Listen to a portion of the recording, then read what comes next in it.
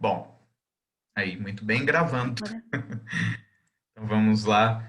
Pessoal, bom dia oficial a todos que estão aqui para acompanhar a conferência da professora doutora Aida. Com grande alegria nós recebemos a todos. Muito obrigado pela participação. Professora Aida, muito obrigado também por nos dar essa honra de ouvi-la.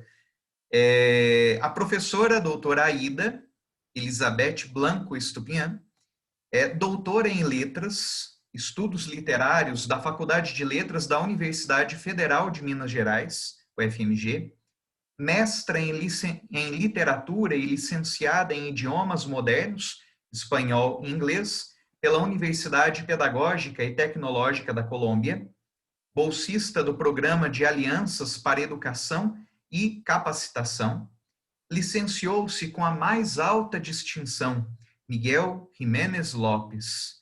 Principais áreas de pesquisa: teoria e crítica literária, literatura colombiana e didática da literatura. Experiência docente em ensino superior nos programas de idiomas modernos e línguas estrangeiras da Faculdade de Educação, Universidade Pedagógica e Tecnológica da Colômbia, na Vice-Reitoria de Educação Aberta e à Distância, Universidade Santo Tomás e na Faculdade Jesuíta de Filosofia e Teologia. Com grande alegria, nós damos a palavra para a professora doutora Aida. Fique à vontade, o tempo e a palavra são todos seus. muito obrigada, mas hoy yo voy a hablar en español. Buenos días a todos, es una grande alegría para mí compartir este espacio con todos ustedes. Agradezco mucho a mis amigos, a mis estudiantes que sé que están presentes. Hoy les voy a hablar sobre el cuento de la criada de la escritora canadiense Margaret Atwood, en especial lo que tiene que ver con el tema de la sexualidad. Voy a intentar, no está pasando ya. Bueno, no sé si todos conozcan la autora. Lo principal es saber que ella hace parte de los escritores canadienses más importantes en la actualidad. Ella es nacida en Ottawa el 18 de noviembre de 1939 y aproximadamente en los años 60 comenzó su carrera literaria. Entonces, primero voy a hablar de algunos antecedentes que nos permiten comprender la novela y en general comprender la propuesta literaria de Margaret Atwood. Entonces, lo primero es recordar que la época de los 60 es un periodo muy importante y dinámico para la literatura canadiense, eso por muchos motivos. Hablamos aquí de una generación que ha sido llamada la generación del silencio, pero que en realidad es una generación muy prolífica literariamente y artísticamente, porque es una generación de escritores y de artistas que surge y que está presente y que defiende muchas de las ideas antiguerra que se originan pues, por la muerte y la destrucción originadas en la Segunda Guerra Mundial. Entonces vamos a ver que la autora, que Margaret Atwood, ella va a trabajar mucho el tema de la Segunda Guerra Mundial, como muchos de los autores de esta generación del silencio, que incluso Margaret Atwood dice, de silenciosos nosotros no tuvimos nada, porque al contrario, lo que queríamos era hablar y denunciar todas las atrocidades de la guerra. Y es importante también recordar que toda esta generación de escritores y de artistas, pues contó con el apoyo de la Canada Council of Arts, que en 1950 empezó a conceder becas a los jóvenes escritores de esta generación. Esto con el objetivo de apoyar todos esos jóvenes que nacieron en tiempos de guerra, porque es una generación que está totalmente atropellada por la guerra. Entonces, es un proyecto cultural del Estado de Canadá y pues muchos de estos escritores tienen la oportunidad de formarse como literatos, como artistas y bueno, en otras expresiones culturales a partir de estas becas que concede el Estado. También la inmigración originada por la Segunda Guerra Mundial, pues dio nuevos lectores a estos nuevos escritores. Entonces hay todo un conjunto de receptores y de escritores en la época de los 60. Y pues Margaret Atwood hizo parte de esa nueva generación de escritores que se formó y que también hace parte de esta generación. Su primer libro, The Circle Game, pues fue publicado en 1966. Es un libro de poesía que ha sido traducido a varios idiomas y nosotros reconocemos a Atwood como novelista, pero ella también tiene una larga carrera como escritora de poesía y como crítica literaria, como ensayista. Y ya en 1967, pues Margaret Atwood recibe una beca para ser escritora residente, y esto le permite pues empezar ya más formalmente su carrera literaria. La primera novela de Margaret Atwood, donde comienza a discutir ya los asuntos de la sexualidad, donde coloca a las mujeres como protagonistas, es La mujer comestible, que fue publicada en 1969 y que ella cuenta pues que escribió en su época de estudiante, de becaria.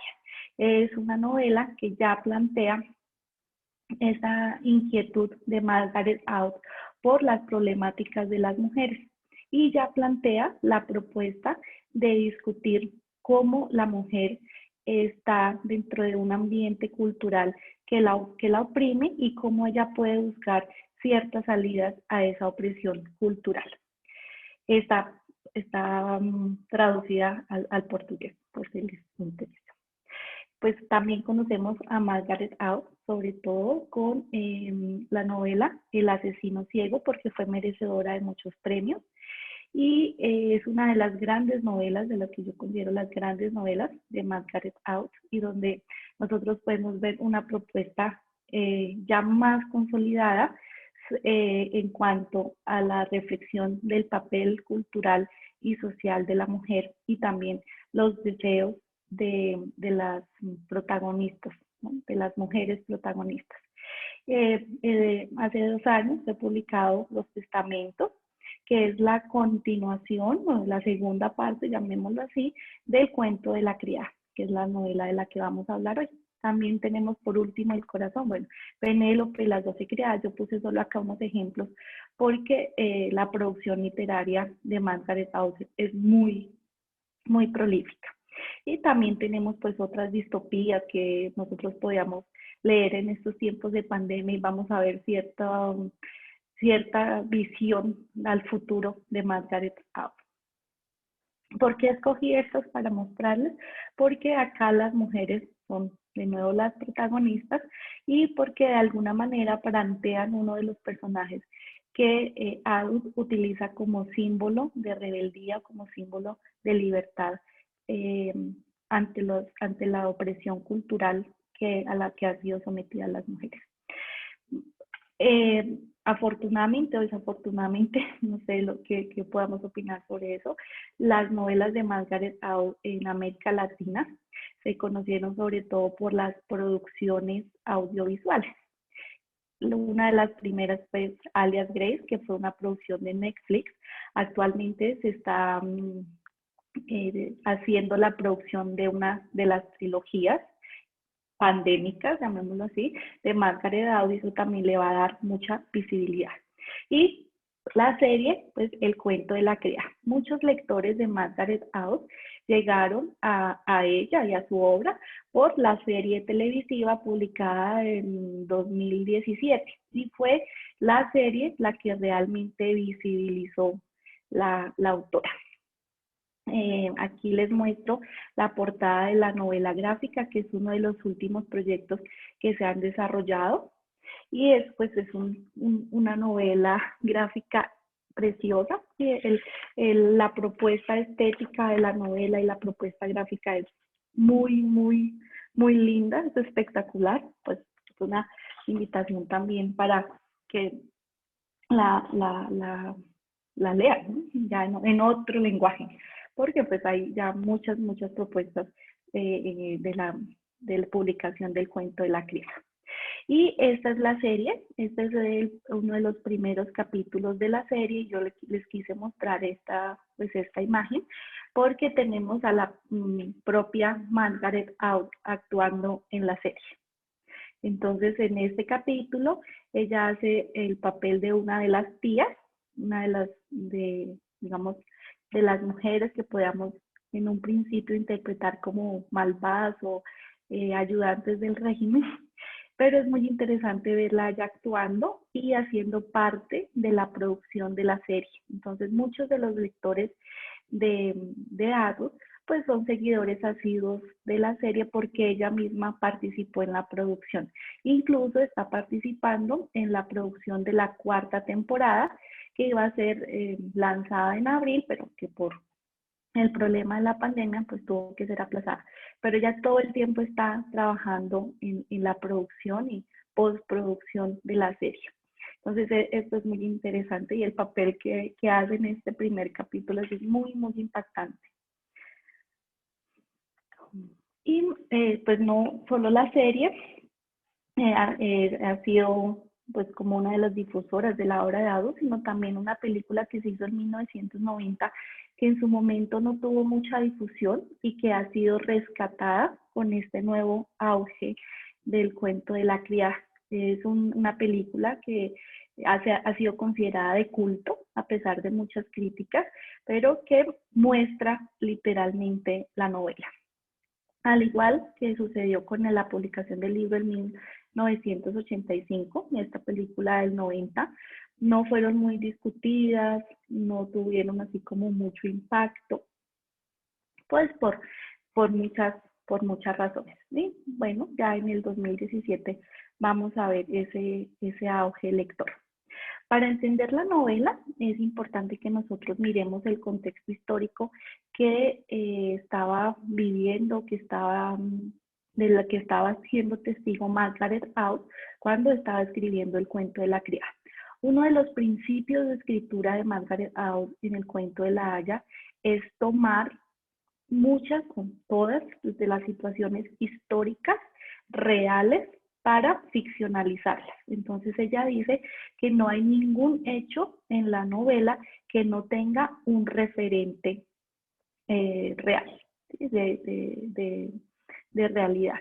Entonces, lo primero que yo puedo resaltar son los movimientos feministas de la segunda ola, más o menos surgidos en las finales de los 60 y comienzos de los 70, cuando uno de los temas principales de las teóricas y de las activistas feministas es la sexualidad, porque ellas consideran que la sexualidad ha sido uno de los principales mecanismos de represión de las mujeres. Entonces empieza a haber toda una discusión sobre la sexualidad ligado al concepto de poder. Y a esto se sumó pues el invento de la píldora anticonceptiva en 1973, que generó un grande revuelo y un grande malestar en las comunidades, ¿no?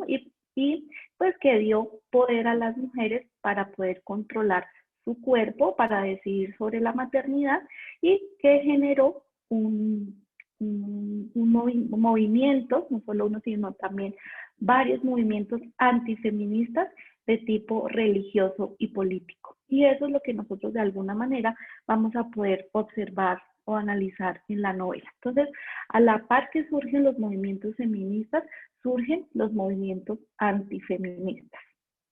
Y pues ya en la época contemporánea, eso se presenta nuevamente.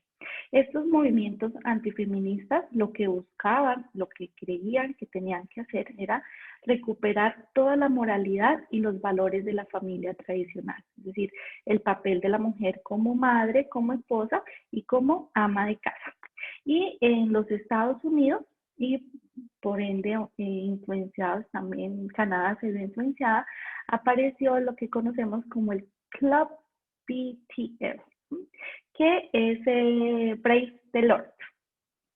Y es un movimiento que quería recuperar, ¿sí?, la visión religiosa del hogar y que creó un fenómeno televisivo fundamentalista evangélico, en el que se rechazaban todas las ideas que se estaban generando en los movimientos feministas, sobre todo lo que tenía que ver con el uso de la píldora anticonceptiva. Entonces esto fue un fenómeno gigante que Margaret Atwood pues critica y que sirve como un motivo para hablar de los fundamentalismos, sean de tipo religioso o de tipo político. Pero además también uno de los momentos históricos importantes para Atwood era la Revolución Islámica, que en 1979 en Irán originó un pensamiento contra la contaminación occidental. ¿Y qué era eso de la contaminación occidental? Pues las ideas de la liberación de la mujer, el uso de la píldora anticonceptiva, el derecho de la mujer a tener un salario, etc. Entonces, toda esa contaminación occidental quería ser atacada. Entonces, vemos que surge un contraataque de esas ideas feministas. Y pues lo que critica finalmente o muestra finalmente Atwood es esa necesidad y esa pelea moral por recuperar los papeles tradicionales de la mujer, ¿sí?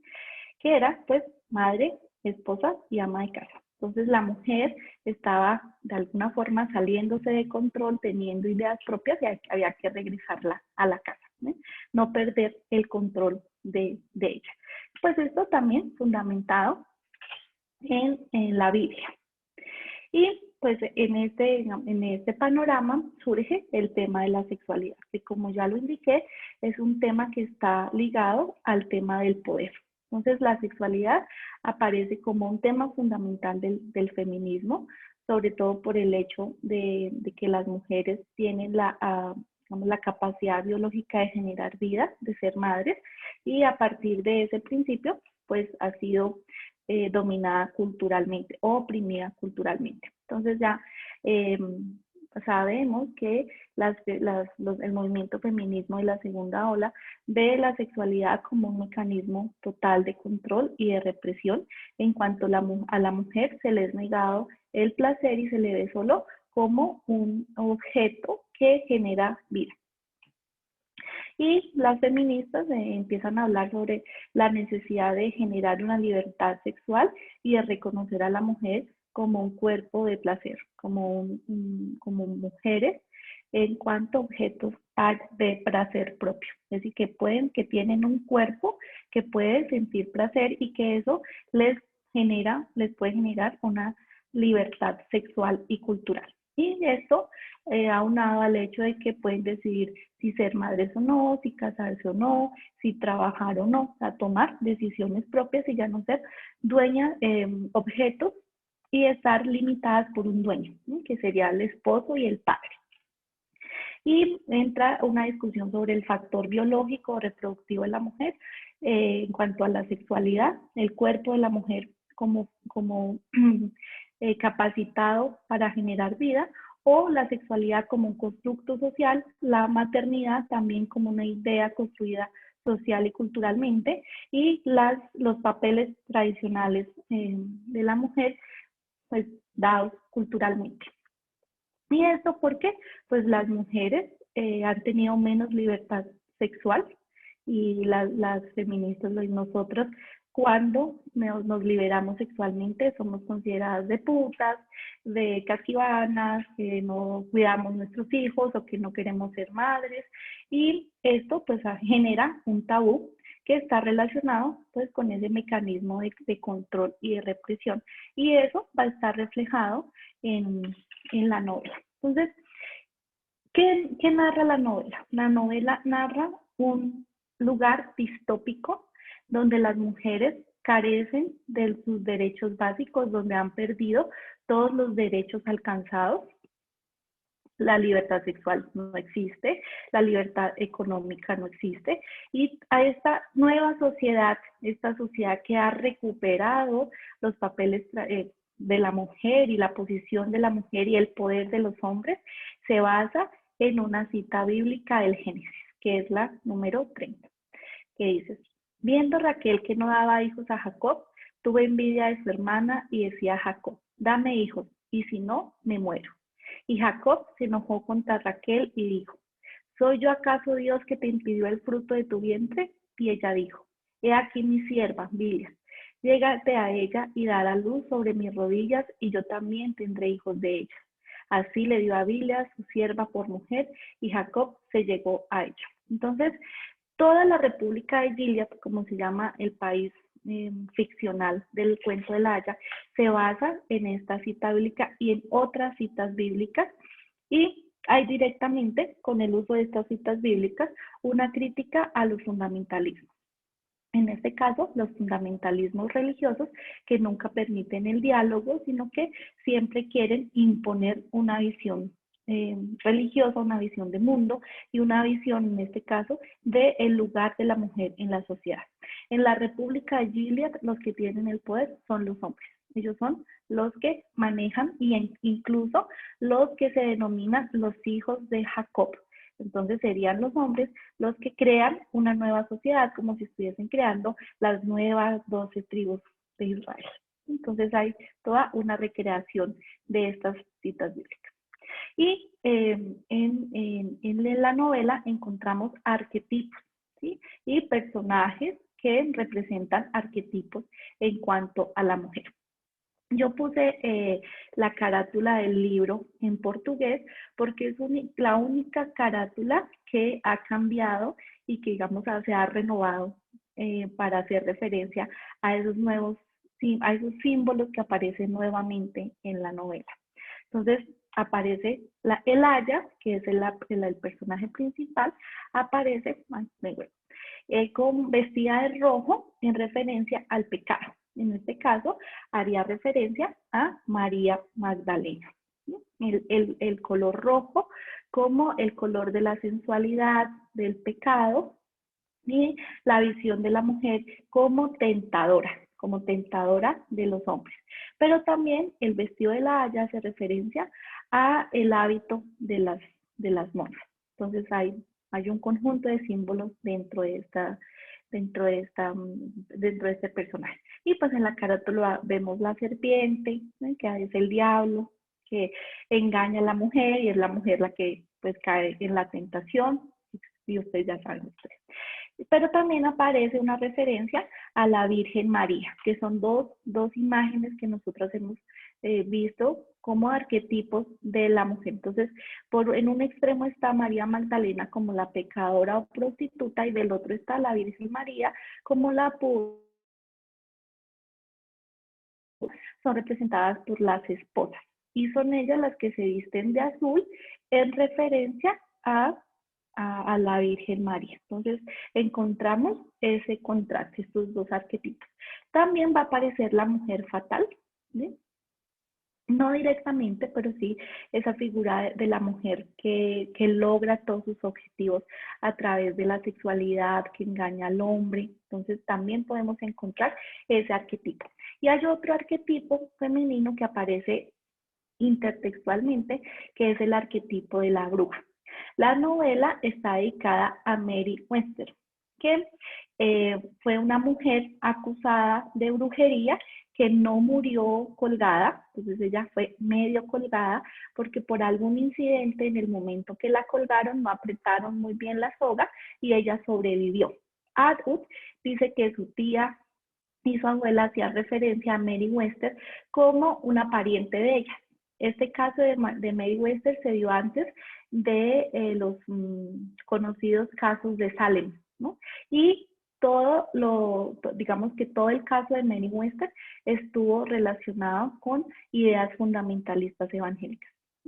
Entonces, por eso ella dedica la novela a esta bruja. Y vamos a ver que nosotros podemos relacionar la historia de la bruja, de cómo surge que son mujeres que son condenadas, ¿no? Y que sufren muchos tormentos por una idea fundamentalista. Y bueno, esperen un momento, voy a intentar cambiar aquí la pantalla. Muy bien, entonces La novela ha sido caracterizada, ha sido definida como una distopía feminista.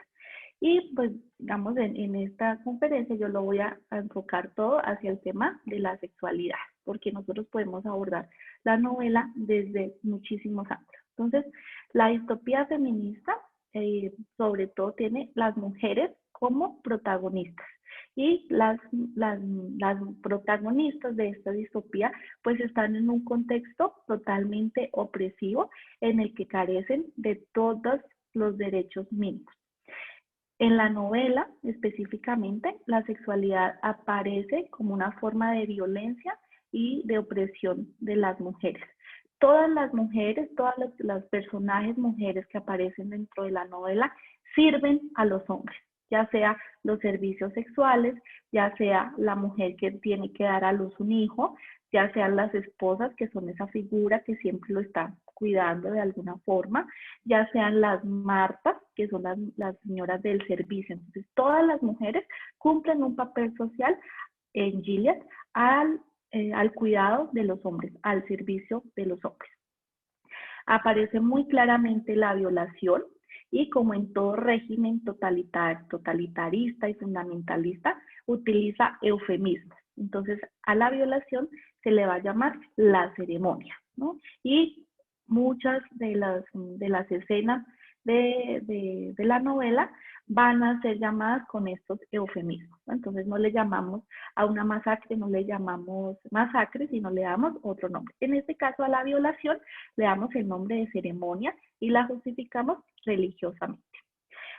Aparece el tema de la maternidad forzada, aparece el tema de la negación total del placer a la mujer, el dominio del cuerpo de la mujer y pues las mujeres van a aparecer como obedientes, sumisas y asexuales. Algo así como la idea de pureza de la Virgen María, ¿no? La mujer siempre es puesta en su lugar, bella, linda, recatada. De ahí pues los trajes que utilizan. Yo tomé estas dos imágenes de la versión digital de la novela para explicarles cosas fundamentales. Uno de los primeros derechos que pierden las mujeres, solo las mujeres, los hombres no, es el derecho a leer y a escribir. Las mujeres no pueden escribir o leer porque se les está prohibido. Y los libros han sido quemados, al igual que pues sucedió en la Segunda Guerra Mundial. Entonces, aquí a mano izquierda vemos un pedazo de carne, ¿sí?, que representa la carnicería, ¿sí? Entonces, absolutamente todos los lugares de la ciudad están señalizados con imágenes y todos carecen de la letra. Y esto nos muestra pues la visión que tiene Adam y su defensa a la escritura y a la lectura como una forma de poder. Entonces, el primer poder que se le niega a las mujeres en Gilead es leer y escribir. Y vemos la clasificación de las mujeres en la primera imagen. Entonces, las que están vestidas de verde serían bueno, acá está un poco a mí, que serían las martas, o incluso las esposas, no sabemos muy bien. Las ayas son las que están vestidas de rojo y tienen una especie de sombrero que les impide ver hacia los lados, o sea, se les niega la mirada. Están las mujeres que están vestidas de todos los colores, que son las esposas de los hombres pobres. Entonces ahí ya aparece una diferenciación de clase. Están las viudas, que es otra categoría, pero vemos que Gilead está creada como una república ideal, ¿sí?, como una sociedad ideal donde hay diferencia entre estratos sociales y esos estratos sociales también determinan los papeles de la mujer. Entonces las esposas de los pobres hacen de todo, mientras que las mujeres que están al servicio de los ricos están clasificadas de acuerdo con las funciones que pueden cumplir y que su cuerpo les permite cumplir. Y la otra imagen son pues las ayas, en las que se nos muestra la función principal de las criadas, que es llevar un hijo de los comandantes. O sea, su única función y la función por la que deben dar la vida y el corazón es tener hijos. ¿Por qué? Porque en la República de Gilead solo una de cada 10 o 20 mujeres es fértil, porque han quedado, todas las mujeres han quedado infértiles por varios motivos, la contaminación ambiental, el uso de la píldora, entonces también se les culpa por eso. Entonces, estas mujeres son muy importantes porque ellas son las generadoras de la nueva vida, ¿sí? Entonces, son vistas como una máquina de hacer hijos, un cuerpo que sirve únicamente para tener hijos. Entonces, este tema del cuerpo como máquina para tener hijos ha sido muy discutida y la novela ha dado también mucha polémica en ese sentido por las nuevas normas, las nuevas leyes sobre los vientres de alquiler. Entonces la novela ha generado un tipo infinito de discusiones sobre este tema. Y aquí, entonces ya más específicamente, vamos a ver que en la novela aparecen tres ideas principales o tres ideas más claras sobre la sexualidad. Entonces, la primera, que está totalmente relacionada y que, bueno, la discusión se relaciona de forma directa con las ideas de la segunda ola del feminismo en cuanto a la sexualidad, es la sexualidad como peligro. Entonces, la sexualidad o el sexo, porque cambia, ¿no?, el concepto, es un peligro para las mujeres. Incluso se denomina el pene como un arma de violencia.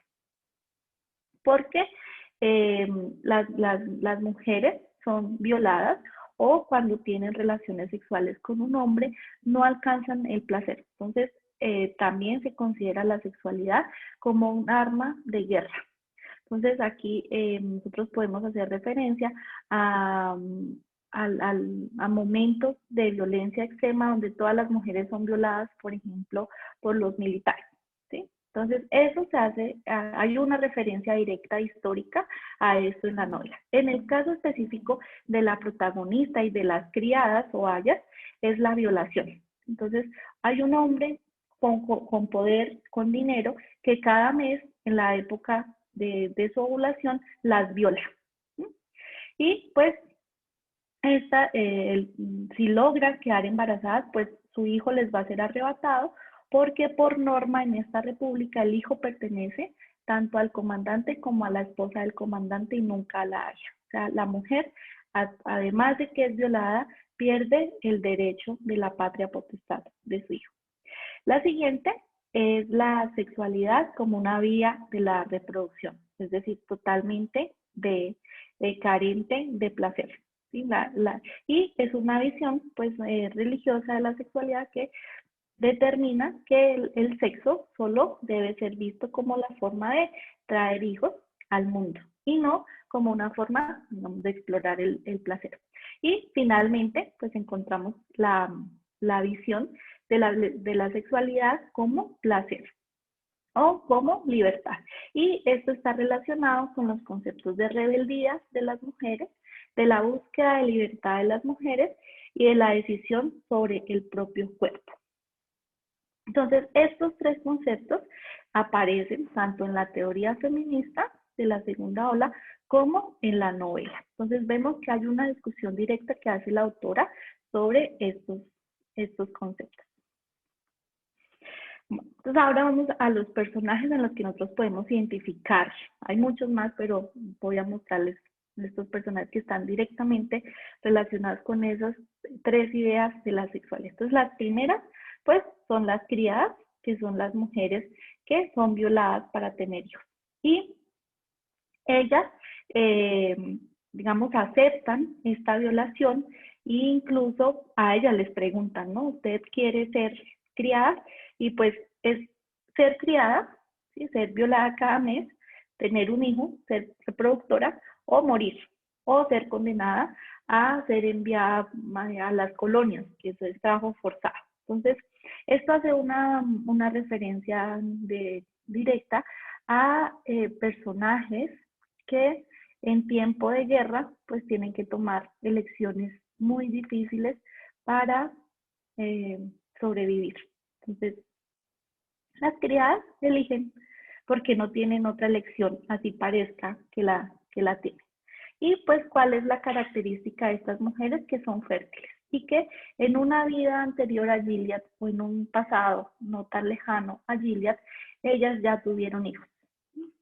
Entonces, esa es una de las características. Entonces, vamos a ver aquí un fragmento de la novela que hace referencia pues a ese momento de la violación. Tengo la falda roja levantada, pero solo hasta la cintura. Debajo de esta, el comandante está follando. Lo que está follando es la parte inferior de mi cuerpo. No digo haciendo el amor porque no es lo que hace. Copular tampoco sería una expresión adecuada porque supone la participación de dos personas y aquí solo hay una implicada. Pero tampoco es una violación, no ocurre nada que yo no haya aceptado. No hay muchas posibilidades, pero había algunas. Y esta es la que yo elegí. Entonces, en Gilead, las mujeres pues deciden, entre comillas, ser ayas, ¿sí? Si pueden tener hijos o ser prostitutas, ¿sí? O cumplir otros papeles. Pero hay papeles que les están totalmente negados, como el papel una referencia a ese momento de la violación en el que ella intenta liberar su cuerpo y simplemente aceptar lo que está pasando y repetirse que es mejor esa opción a la opción de morir, ¿sí? O a la opción de ser torturada o colgada en los muros de Gilead. La segunda, que aparece relacionada con la sexualidad como peligro, son las Jezebeles, que serían las prostitutas. Hay un lugar específico en Gilead que es escondido, que solo los comandantes conocen, y eso es pues, digamos un prostíbulo donde son enviadas las mujeres que no pueden ser clasificadas en ninguna otra de las funciones. Y en este personaje de Jezebel o prostituta, pues vemos la visión de la mujer como un objeto de placer para los hombres. Entonces, la prostitución como una forma de explotación de la mujer. Aquí entra una discusión muy amplia que se dio más o menos en 1975 sobre la prostitución como mercantilización del cuerpo de la mujer o como opción. Entonces, las feministas radicales decían que pues era totalmente una objetivación del cuerpo de la mujer, mientras que feministas más liberales decían que la prostitución podía ser vista como una decisión también. Entonces hay una polémica frente a la pornografía, frente a la prostitución, que se da de manera muy, muy fuerte. Y pues acá es la voz del comandante. Oh, esclava. Bueno, algunas de ellas son verdaderas prostitutas, mujeres de la calle. Lanza una carcajada. De los tiempos pasados, no podrían ser asimiladas. De todos modos, la mayoría de ellas prefieren esto. ¿Y las otras? Preguntó. Entonces, en esta conversación aparece el comandante, que es el dueño de la haya, y él le cuenta pues que muchas de las mujeres que están en este prostíbulo al servicio de ellos, pues en la vida pasada tenían empleos, ¿sí? Que eran abogadas, sociólogas, geólogas, algunas eran prostitutas y ejercían esta función, pero que definitivamente ellas no podían ser clasificadas ni como martas ni como hayas, no podían cumplir ningún otro papel, entonces pues son utilizadas como prostitutas. Bueno, las esposas que ya aparecen como mujeres carentes de deseos sexuales y que únicamente anhelan la maternidad. ¿Sí? Su único propósito en la vida es ser madres y esposas. Y la referencia textual que traje es la siguiente. No tiene nada que ver con el deseo sexual, al menos para mí y tampoco para Serena. La excitación y el orgasmo ya no se consideran necesarios. Sería un síntoma de simple frivolidad, como las ligas de colores o los lunares postizos. Distracciones superfluas para mentes vacías. Entonces, es el orgasmo, el placer ya no tiene absolutamente ninguna cabida dentro de la nueva realidad. Están las mujeres vírgenes, que son aquellas niñas nacidas en Gilead, o sea, procreadas por las hayas, que están preparadas para el matrimonio y la maternidad. Y por eso hace referencia al blanco como este color de la pureza, ¿no? Entonces nos vamos a casar y vamos a llegar puras. Y ella pregunta, ¿tienen edad suficiente para recordar algo de los tiempos pasados, como jugar béisbol, vestirse con tejanos y zapatos de lona, montar en bicicleta? Porque también hay muchas niñas que fueron raptadas. O sea, las hijas de las hayas o los hijos de las hayas son convertidas en esta nueva generación en Gilead. Y finalmente aparece ya el sexo como placer. Y aparece a través de la figura del amante, que en la narrativa de Adus es muy importante, porque representa como la máxima transgresión de la mujer. Y en este caso específico de la novela aparece en el personaje de Nick, que es el papá del hijo que va a generar la haya. Nosotros nunca vamos a conocer el nombre real de la haya, pero sí vamos a saber que, por ejemplo, todos los hombres que se consideran poderosos y que se ven poderosos, muchos de ellos son infértiles. Entonces las mujeres, para sobrevivir estas hayas, optan por pues, cometer la transgresión de tener relaciones con otros hombres, incluso con algunos médicos que ofrecen este servicio, esta ayuda, para pues de alguna manera garantizar cierta seguridad, ¿no?, en tiempos pues, de guerra. Y para no ser condenadas como infértiles, porque esto les da ya o les genera un peligro. Y pues aparecen otros asuntos como la decisión sobre sobre el propio cuerpo, cuando ella recuerda su vida pasada, cuando no era Aya, cuando no estaba en Gilead, y que ella podía tomar la píldora, decidir si tenía o no hijos, y pues ella cuenta cómo fue su proceso de la maternidad por decisión propia. Entonces aparece este contexto, ¿sí? Pues en la figura de la amante, ella también hace una reflexión sobre el alcance del placer por parte de la mujer. Entonces, el relato en cuanto al amante es ambiguo porque se nos dan dos versiones diferentes. Entonces, en este texto ella dice, por este hombre, o sea, por su amante, por Nick, que es su refugio también, pues me pondría plumas rosadas,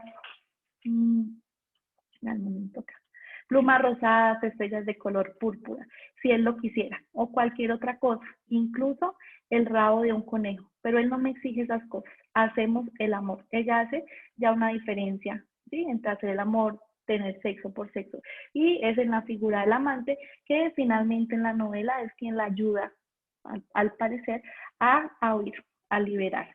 Y en muchas novelas de Adus, la figura del amante va a ser esa figura de la liberación, no idealizada como un amor romántico o como la pareja con la que se va a estar toda la vida, sino como la presencia masculina que ayuda a las mujeres también a liberarse.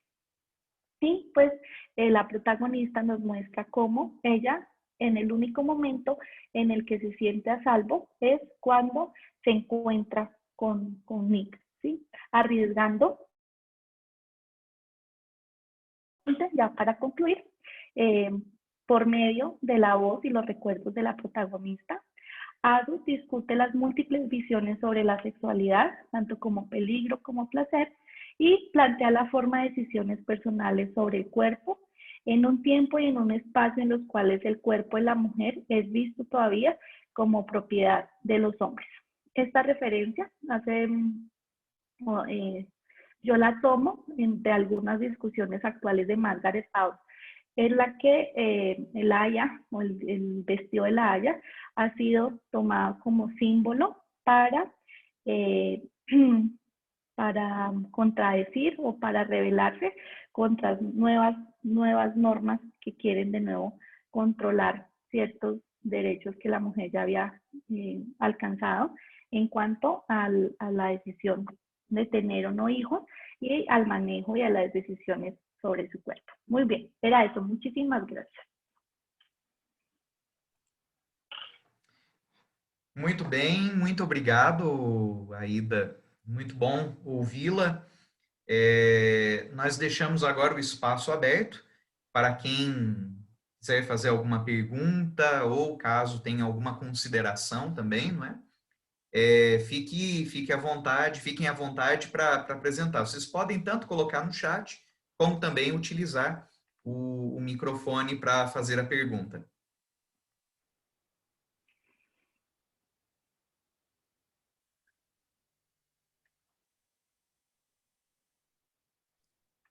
Eu achei que havia alguém com a mão levantada, por isso que eu estava aguardando.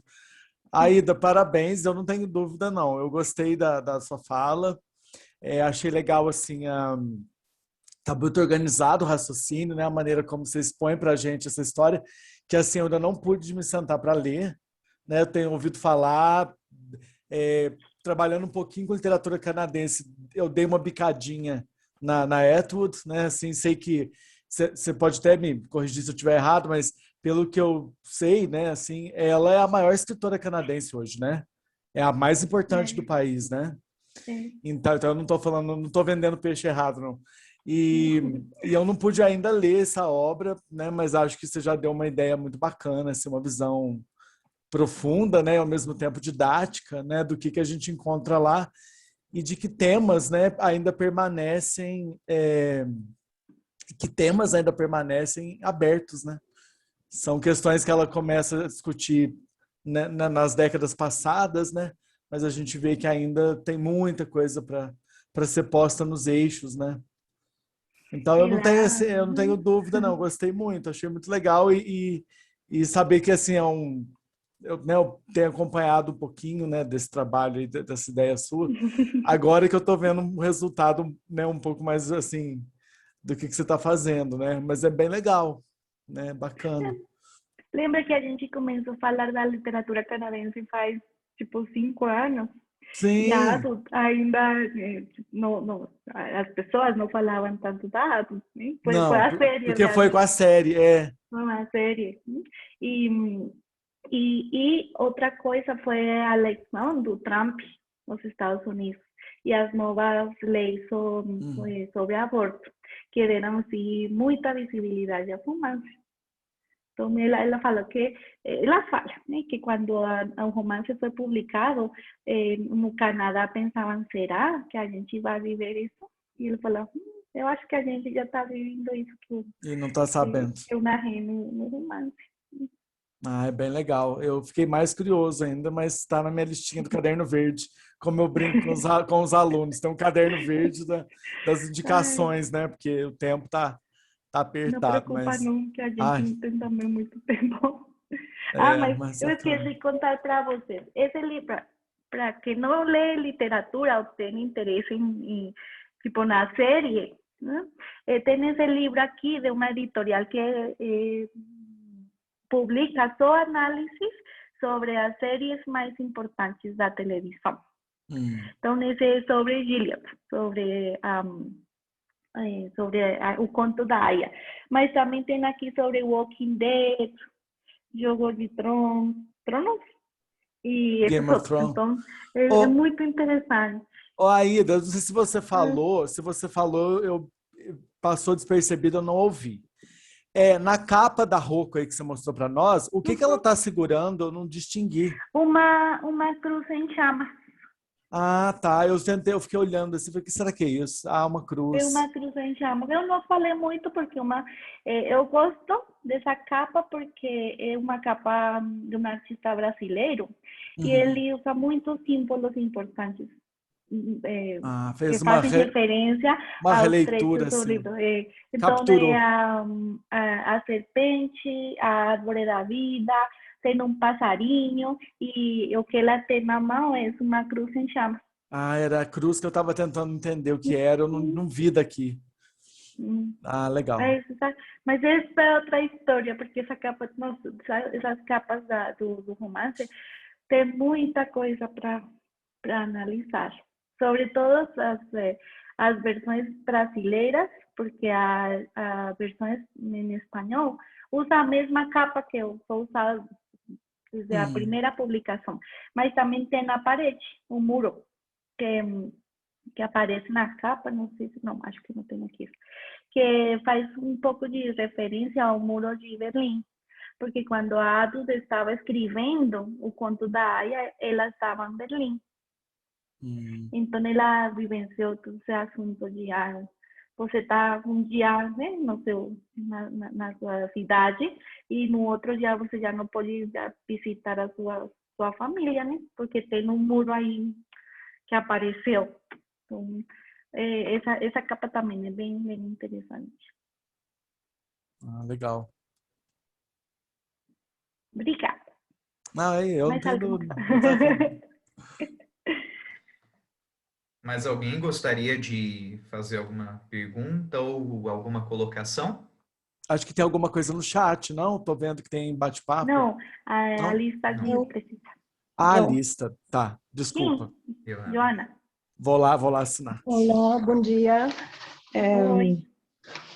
Ay, no voy a hablar en español. Hablo en español. No, primero darte las gracias, Aida, por el texto, por la presentación. Creo que hay muchos temas ahí en juego que se han discutido al interior del feminismo. Y creo que a mí me gustaría como centrarme en dos que tú colocaste en la presentación, en tu conferencia, y tiene que ver con esta idea de sexualidad, relación, poder. Quería preguntarte si de pronto la autora, aparte de, digamos que explorar o presentar esta idea de la sexualidad de la mujer en términos de la opresión, también exploraría, no sé si en otras obras, esta otra idea de que no sería un problema de opresión simplemente, sino que el poder también produce cosas. ¿Y a qué me refiero con el poder también produce? Con esta idea que de pronto el autor que yo trabajo, que es Baudrillard, expone de que estamos en una sociedad en la que todo el tiempo nos exige ser más atractivos, más seductivos, más eróticos, y que ya no es una exigencia que pasa solo por las mujeres, sino que hombres y mujeres estamos obligados a pensar esa sexualidad más, ya no como, más bien como a explorar esas diferentes formas de placer, pero se ha pasado al otro lado, que es esa exigencia de un cuerpo todo el tiempo erótico y seductivo.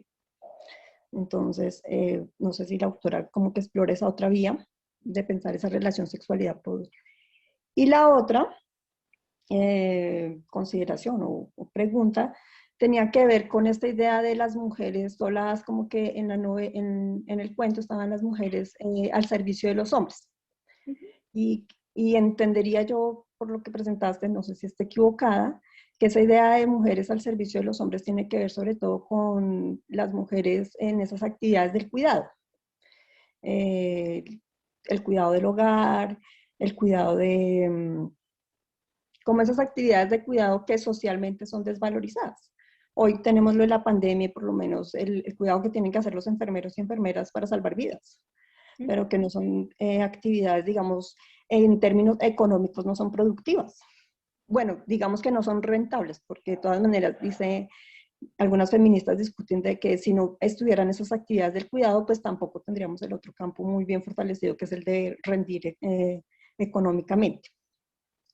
Entonces, frente a esa idea de las mujeres al servicio de los hombres, o de esa idea de los cuidados, yo quería, pues no sé si es una pregunta como tal, pero sí considerar de que de pronto eso sí se está discutiendo hoy, de que esas actividades del cuidado que han sido como del lado de lo femenino y que han sido más puestas por el lado de las mujeres o más realizadas por el lado de las mujeres, pues que hoy se están revisando porque no son, pues no es que no tengan unos rendimientos económicos. De hecho, en los estudios a veces que hacen sobre el tiempo que tiene que invertir una mujer en los cuidados de la casa, o sea, en levantarse, preparar hijos, almuerzos, mantener, le puede consumir hasta 6 horas. Escuchaba yo, leía alguna vez en un estudio que hicieron en Brasil, y hacían la comparación en la inversión de hombres y mujeres, y decía, los hombres invierten un tiempo, pero es más para el autocuidado, o sea, para alistarse, prepararse, ni hacer, pero no para los otros. Entonces pensar esa idea o cómo se explora o que ampliaras más esa idea de las mujeres al servicio de los hombres, que me quedó sonando en Bueno, la novela. Gracias.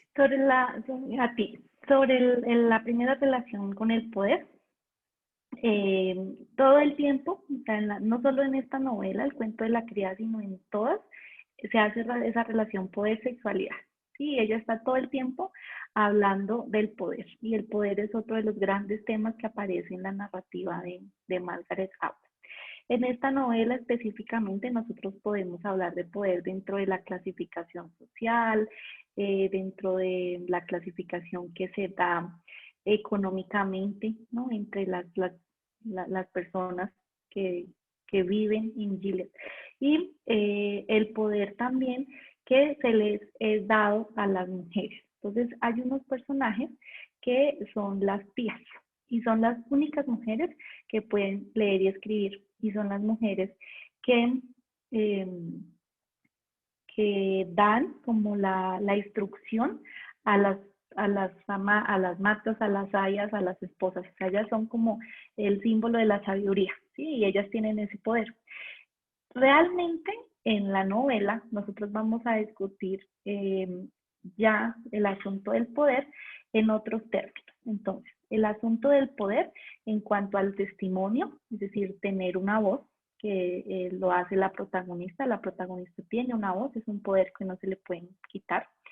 El cuidado entre las otras, de las maneras que tiene.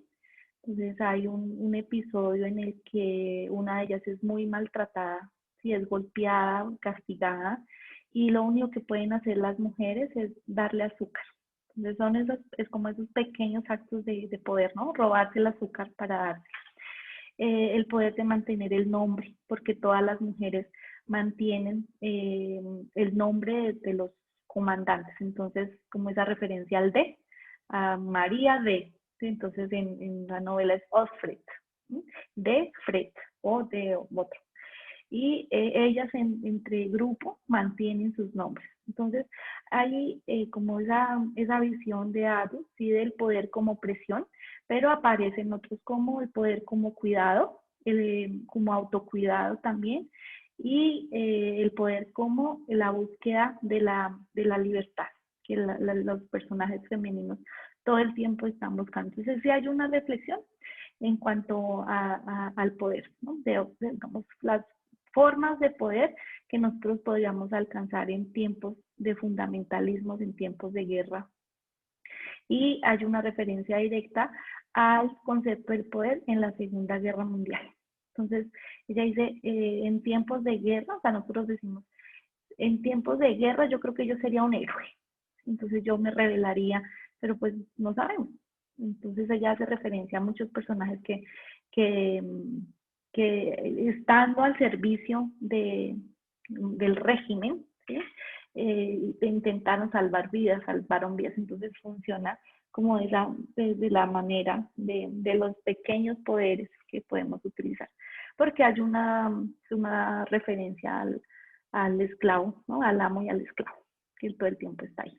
Y en cuanto a bueno, y en toda la narrativa de Adolf podemos ver diferentes conceptos de poder, no solo como el poder como opresión o como dominación, pero sí como libertad, como recurso, como poder para, poder de, y otros. Y en cuanto a, si podemos ver, bueno, ese concepto de cuidado, ¿no? Dentro de la narrativa, hasta el momento, por lo que yo conozco de Adolf, no directamente, no como ese valor del cuidado. Más bien está la concepción sí el que cuida como el que pierde, ¿no?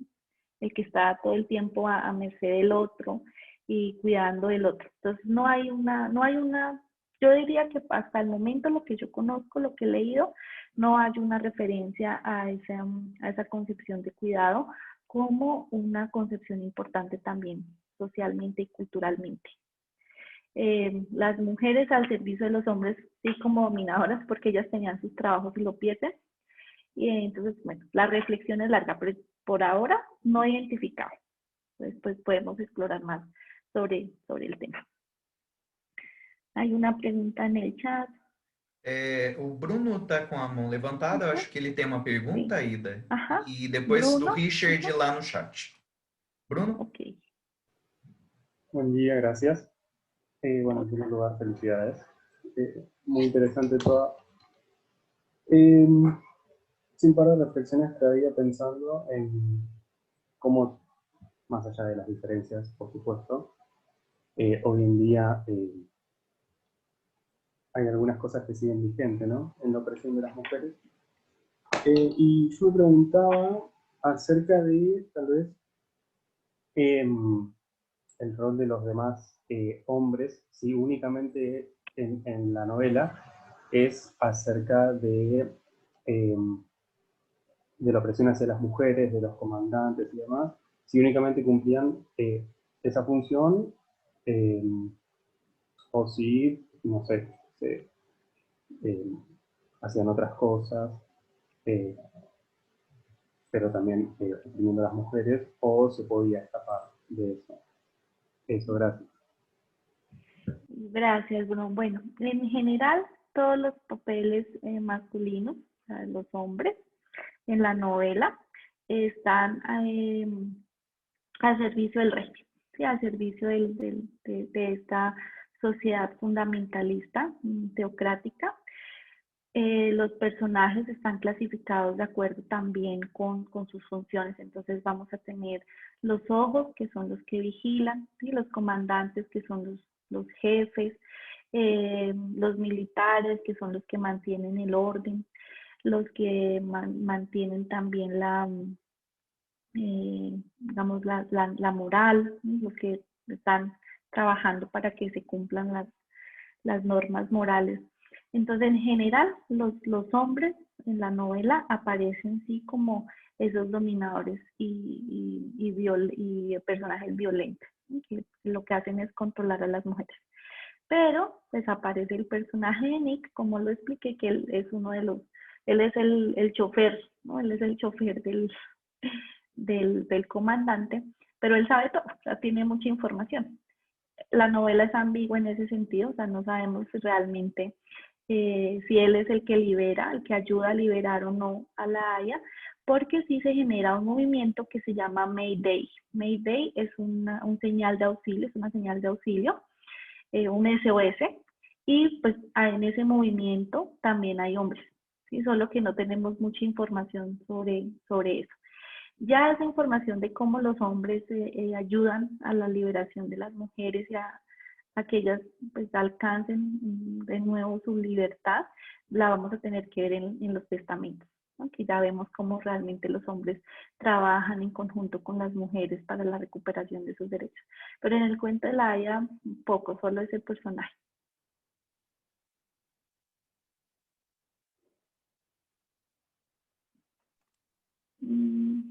Ahora sí, la pregunta de Richard.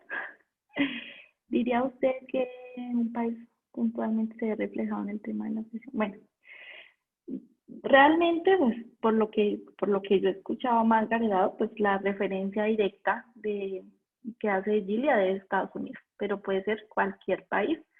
Hay muchos países que pues las mujeres tienen un grado de opresión todavía muy alto.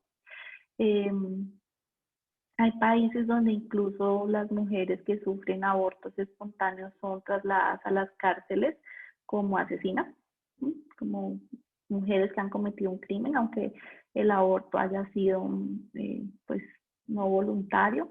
Pero yo no, realmente no te podría decir cuál país es más opresivo o cuál más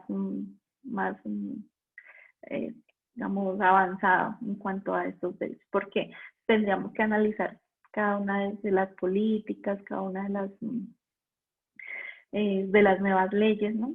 Margaret Atwood, en una de las últimas entrevistas que hizo referencia a lo que sucedió en Texas, que era de nuevo penalizar el aborto en los casos que ya estaba permitido. Entonces, también pues hay una discusión que también se dio en Inglaterra, que se dio en Argentina con este tema del aborto, y en la cual la novela sirvió como un motivo para rebelarse frente a esas nuevas leyes que querían surgir. Pero sí, obviamente hay países mucho más oprimidos que otros. Pero pues bueno, ese no es mi campo, ¿no? Yo me quedo dentro de la ficción, aunque podamos hacer una referencia histórica. ¿Cuál sería, cuál sería la solución para que se disminuya la presión hacia las mujeres? Bueno, hay muchas maneras. Uno, pues, manteniendo ya,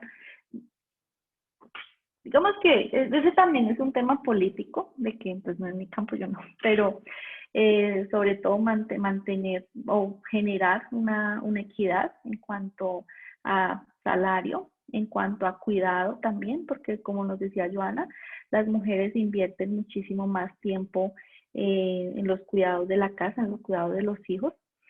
Todavía las mujeres tienen negados muchos espacios, tanto académicos como laborales. Entonces, creando pues esos espacios, visibilizando. Yo creo que una manera que nosotros tenemos muy a la mano es visibilizar el trabajo tanto de autoras, literatos, como artistas, como científicas. Yo hice el ejercicio, como de manera general, de ver los libros de texto con los que nosotros trabajamos como profesores, y en las bibliografías las mujeres están desaparecidas, ¿sí?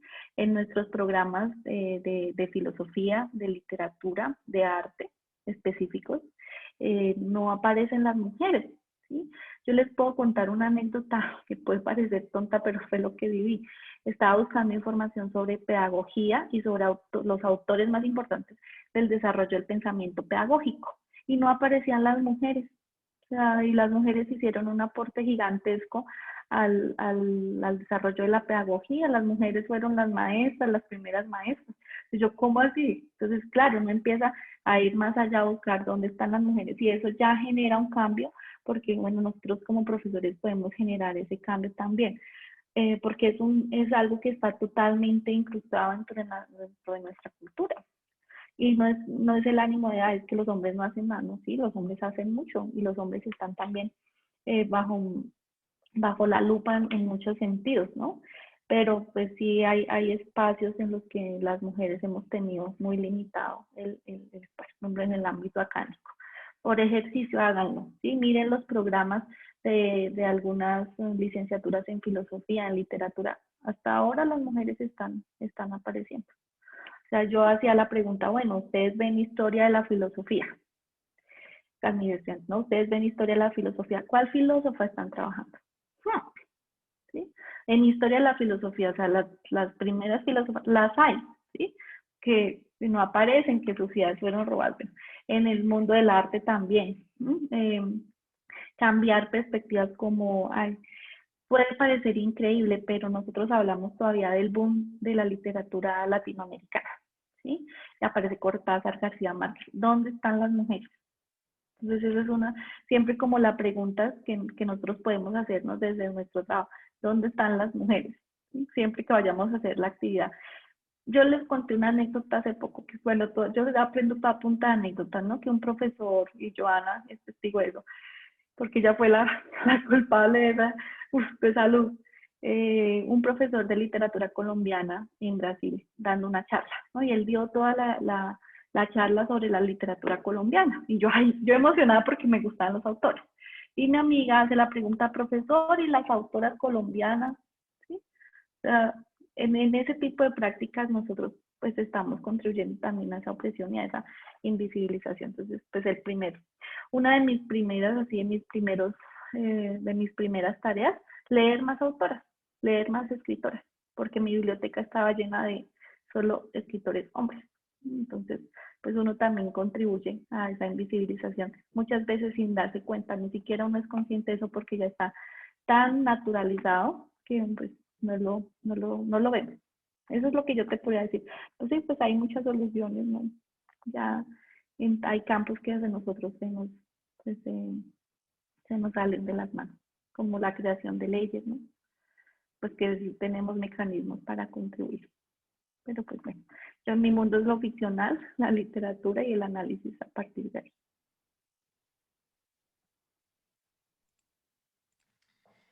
Muito bem. Aida, mais uma vez, muito obrigado pela sua conferência, pelas respostas, por contribuir com a nossa reflexão, nossa gratidão, e ficamos muito felizes por ouvi-la hoje. Também aproveitamos para agradecer todos vocês que estiveram aqui conosco e convidamos para que estejam novamente presentes no próximo, aliás, não no próximo sábado, mas dia 8 de maio, com o tema Trauma e Comunidade em Amada e Nossa Casa é Onde Está o Coração, de Toni Morrison, com a mestra Marina Pereira de Almeida e Souza, da UFMG. Todos estão convidados, esperamos por todos. Mais uma vez, muito obrigado pela presença de todos e até mais. Tchau, obrigada. Tchau, tchau. Tchau a todos.